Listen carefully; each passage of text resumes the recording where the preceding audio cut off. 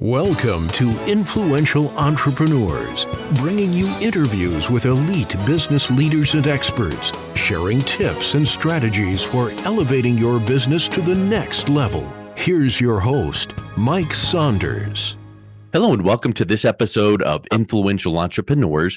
This is Mike Saunders, the Authority Positioning Coach, and today we have back with us Miriam Divinsky, who's the author of Playing the Game of Life and Business to Win. And today we're discussing the game of success. Miriam, welcome back to the program. Thank you. Honored to be here. Yes, and I love the book title, of course, but I love how today we're going to talk about the game of success, because I feel like people get a little bit too serious about things. And when you can lighten up and make sure that you achieve your success goals by having fun with it and realizing that there are specific steps and maybe the game of success, then it makes it that much easier. So what do you mean about the game of success? Well, first thing, let me cite for you a Sadhguru. If you want success, the foremost thing is to ensure that you are not the obstacle to it. So what is the game of success? The life has two games. Outer game, it's the level of your mastery, your competence, and what you're doing. And the inner game, it's who you actually are. And that is two sides of the coin. It's two sides of the story. For us to be successful in our business, obviously we need to have a competence in it. But however comes the point when this is not enough. And it's extremely important to understand that all wealth begins in the mind. Your income can grow only to the extent you do. It's T. Harv Act. Tony Robbins, your behavior is not a result of your ability, but the state of mind that you are in at this moment. To change your ability, change your state. Change your state and you will change your life. And obviously your business too. So what all these people have in mind? What Bruce Dixon, he's a coach, a spiritual coach too, who says success is not one game, it is two.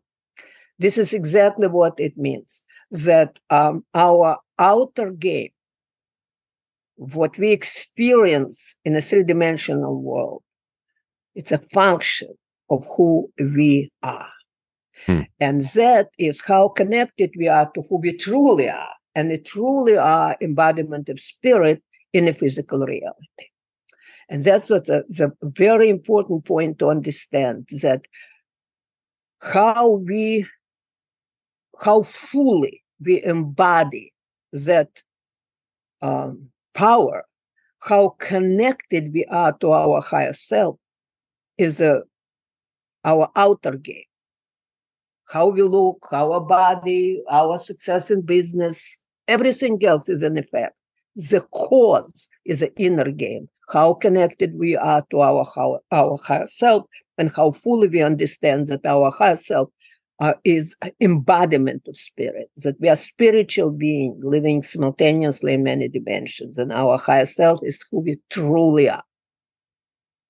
You know, it makes me think about the fact that what you said about focusing on those two games, and it makes me wonder, talk a little bit about becoming imbalanced if someone focuses on one more than the other, because I feel like sometimes people would go, oh, my outer game, I'm going to focus on these things, but then they leave the inner game out, or maybe they even focus on the inner game and they disregard their outer game. So how are they balanced together?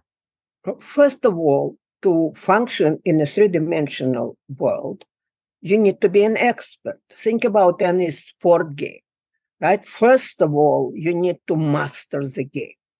And when you are master of a game, when you function appropriately to the rules of the game, second question is how fit you are to play that game, right? Or maybe the first question is how fit you are, and the second to know the rules.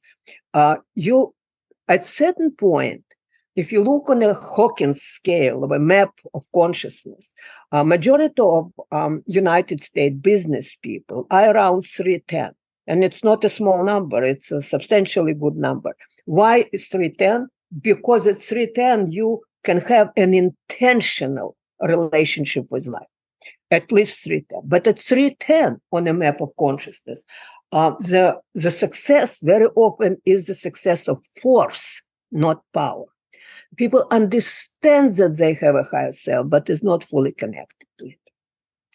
I have a protocol, and I think it's my intellectual property. I never have seen anybody even come close to these results, that allows me to raise my clients' placement on a map of consciousness, in one session, several points. And if you want to realize, how big success it is, Dr. Hawkins says that if in your lifetime you raised 4 points, it was a good spiritual lifetime. And now, I'm able to raise up to 10 or 11 points in one session. In one the second session, question, wow. Right. How people can hold it, that's another question. And obviously, I have a protocol supporting this holding because it's an incredible, raise of consciousness in 1 hour. Now, at 310, a person can be successful, but it's a success of force. The closer we come to 540, that is success of power. What we call miracles, wonders, are daily occurrences. And it's at 540. And this is a progression. And, again and again, I have a couple clients who are already 600. So, but the thing to understand here is who we are. As Tony Robbins says, a state of mind. And I figure out how to change my client, to facilitate my client change of mind to higher and higher level of embodiment of infinite spirit, of their higher self. So you touched on inner game and outer game. What would be some good examples of what the inner game would be, and an example of what the outer game would be? Right. Outer game is what we do in the world. Inner game is who we are in this world.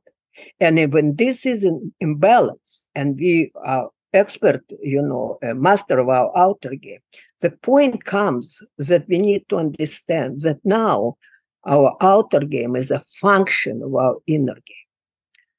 Because universe is benevolent and universe is affirming where we are. Universe affirming us by our dominant vibration.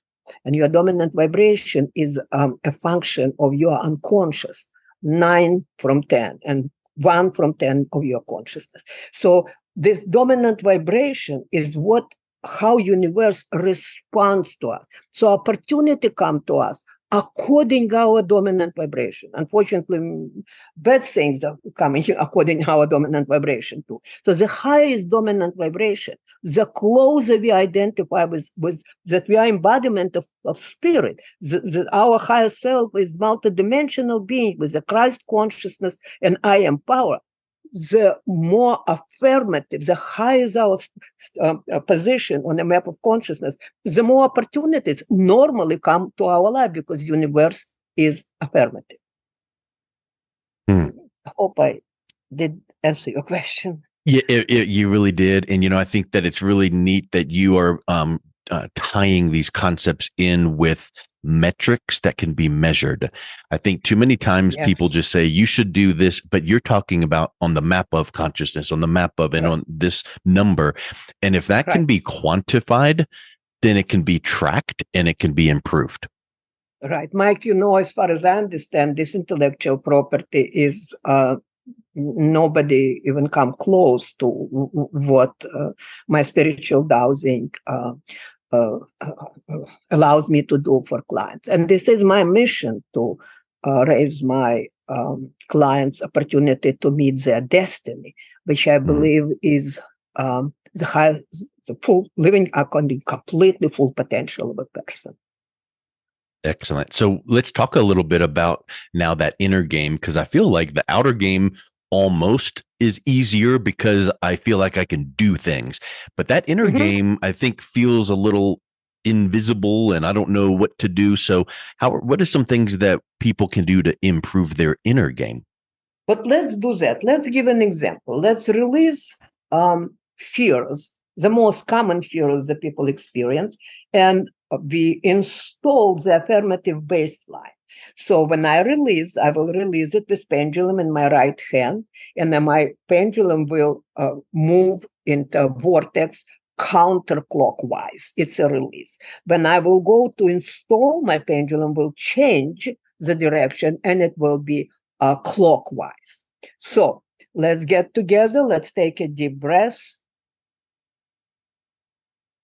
And let us release all fears from everybody who listened to this, from your conscious, subconscious, and unconscious mind.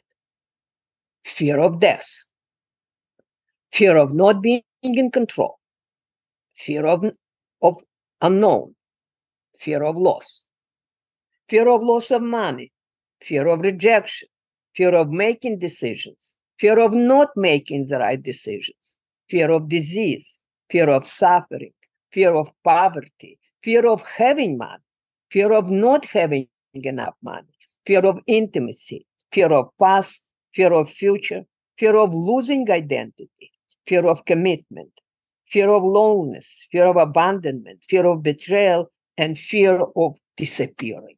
We ask in spirit and our higher self, find, neutralize, release, remove, and scramble all these fears from your conscious, subconscious, and unconscious mind.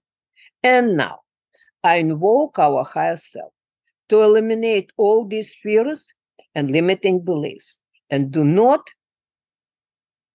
these beliefs that do not reflect the truth of your divine self. I now help you to embrace positive, life-affirming beliefs that will help you to fully accept your divinity.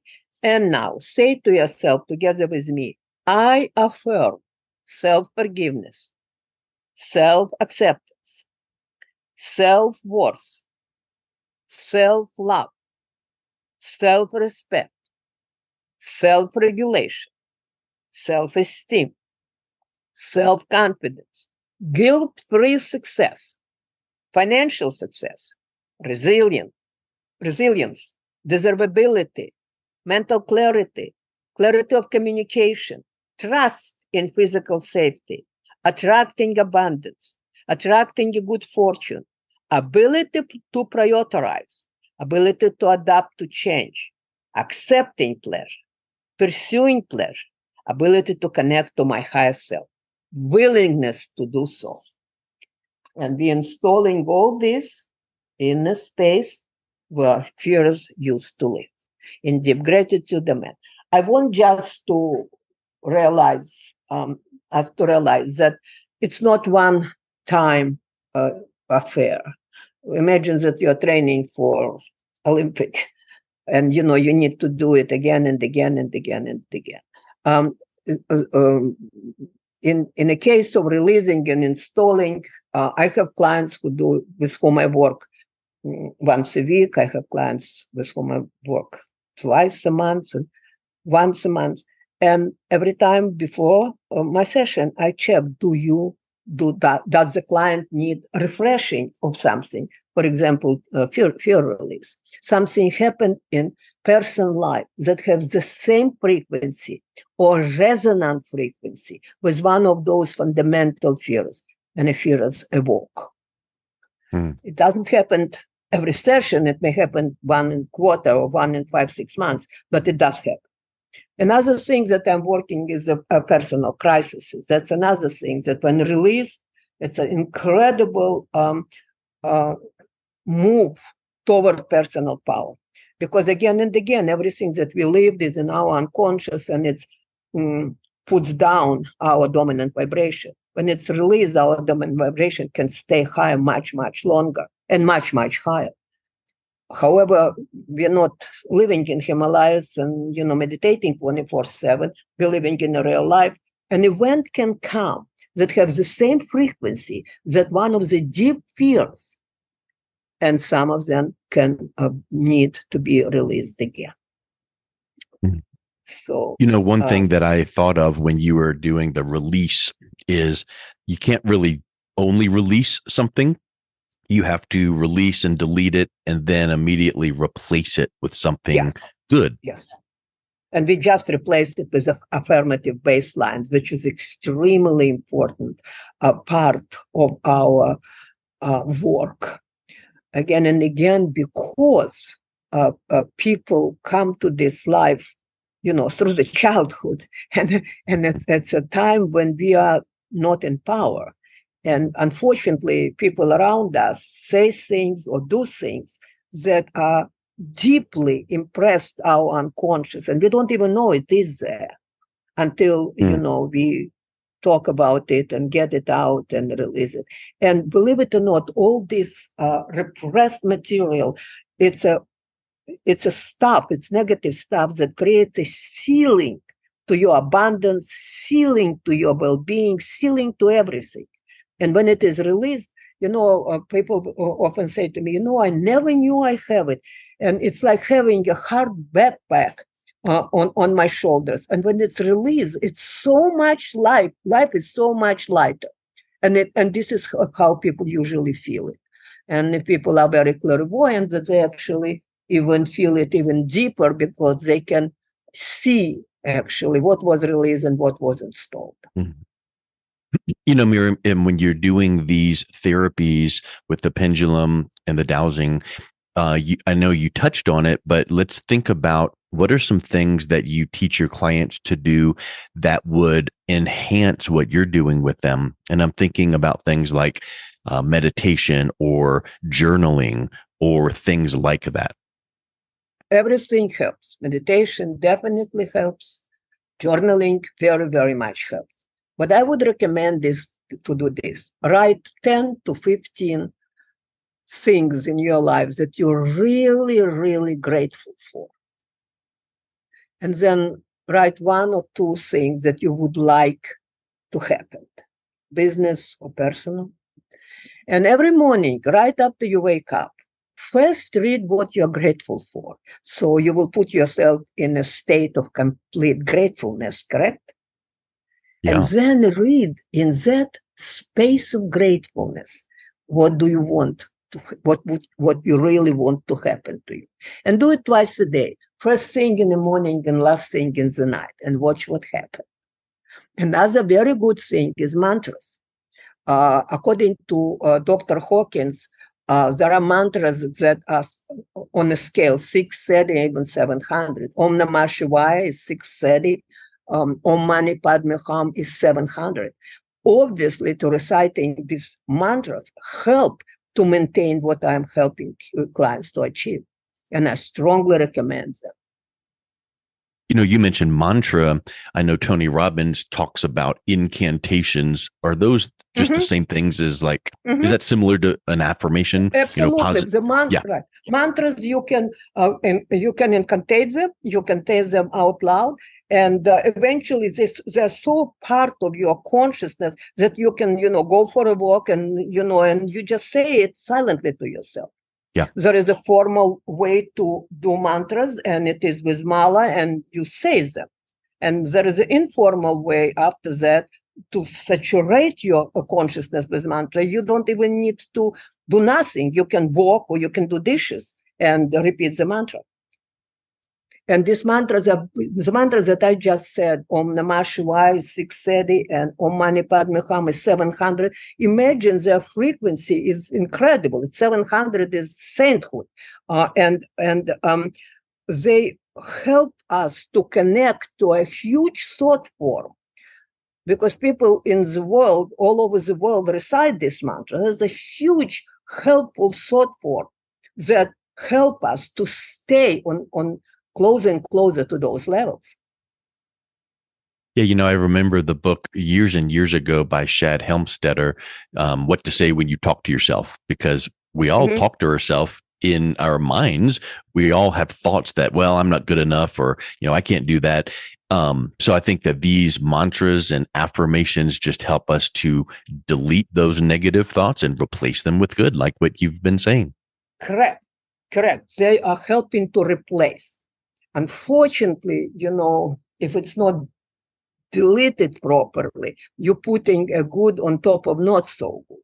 And, this is why dowsing is such an incredible technology, because I can help a client to empty the cup before we will fill it with the new content. Mm-hmm.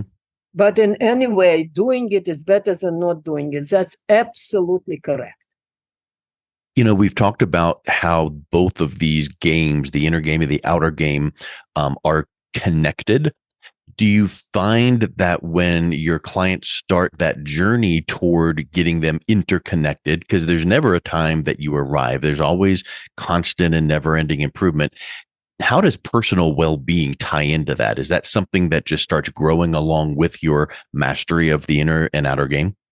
Absolutely. Absolutely. People usually come to me with the outer game is already more or less in order, so they know what they're doing. And the question is, Miriam, I'm doing it. Why I don't see the result? I measure their standing on the map and it's 310 or around 310, not necessarily exactly. So 310, yes, you can be successful, but it's by force, not by power. Around 500, the life completely changes. And at 540, you are embodying your higher self. So you are spiritually, mentally, and emotionally can invoke that power inside of you, not force, power. And it completely changes your life. Your health improves, your relationship completely changed. You're just a different human being. That power is always in you. It's already there. The question is that God can do to you only God can do through you. What does that mean? It means to the degree that you are consciously embody that. Everybody on earth, even the biggest, bad people, have that power inside of them. Now, question is, how do they use it? That's a really great point, because it's like the old saying, knowledge is power. You might have the knowledge, but the power comes when you use it. Exactly. Truth sets us free. But you need to embody the truth. It's not only, okay, I understand I have a higher self, Miriam, so what? Well, you're on 310. Of course you understand it, because I just explained it very well. Now what? Now what? We need to change your placement as closer to 500 as possible and better to 540. On that placement, you are embody your higher self, or at least you have an opportunity to embody it 100%. And it's a time of miracles. What we call miracles, it's a normal occurrences for a lot of people, including myself, I need to admit humbly. It's just completely different life, because it's a power, it's not force. Remember that famous book, Power versus Force, by Dr. Hawkins? That began my journey toward all of that. And it took many, many years to figure out how to find the spiritual dowsing protocols to give it to people. This is why in my book, I say, I experience myself as a bridge for my clients to get to their destiny. Because I first did it to myself, through myself. And again, when I say to myself, through myself, I want to be understood properly. It's all channeled. It's not me, Miriam. Yes, I take authorship of it, but it's channeled thing. Nobody is that smart, and nobody is that, to figure out how can you do this kind of things. And at a certain point, obviously, I had a vocabulary, and I was given, intuitive understanding where to go, what to do, how to connect all this together, that I can serve at my best. I love it. Well, Miriam, as we wrap up this conversation here on the game of success, the inner game and the outer game, what is some final thoughts that you would like to leave with our listeners? If you are a dowser, my listener or reader of my book, you know exactly what to do. Book will have addendums, and you know exactly how to release and how to install. If you are not a dowser, just by reading these releases and install, you are opening yourself to coming closer to your destiny. It may be not as effective as dowsing, but you would not pick up the book and you would not pick up this, listen to this conversation unless you are ready and to understand that matrix. And the sheer readiness to understand this matrix is an opening to come closer to your destiny, to live to your full potential. Perfect. Well, Miriam, if people are interested in reaching out and connecting with you, what's the best way that they can do that? Yes, it is Miriam360.com, www.miriam360.com. Excellent. Well, thank you so much for coming back on today. It's been a real pleasure talking with you today. Thank you. My honor. You've been listening to Influential Entrepreneurs with Mike Saunders. To learn more about the resources mentioned on today's show or listen to past episodes, visit www.influentialentrepreneursradio.com.